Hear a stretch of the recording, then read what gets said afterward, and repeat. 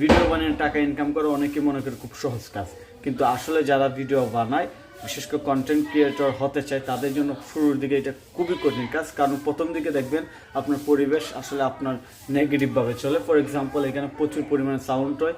যেমন আমার এখন মুড আছে আমি কিছু ইংলিশ শর্ট ভিডিও বানাবো, কিন্তু আমার চারদিক দিয়ে প্রচুর সাউন্ড আসতেছে। এই কারণে আমি ইচ্ছা থাকা সত্ত্বেও, আমার ফুল প্রিপারেশন থাকা সত্ত্বেও, শুধু অতিরিক্ত এক্সট্রা সাউন্ডের জন্য আমি ভিডিওগুলো বানাইতে পারছি না।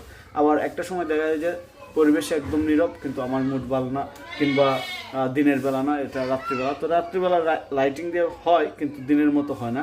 এটা একটা প্রবলেম, এটা আমার নিজস্ব অভিজ্ঞতা। তো সাউন্ড আপনারা শুনতে পাচ্ছেন যে আসলে বিভিন্ন দিক থেকে বিভিন্ন সাউন্ড আসতেছে।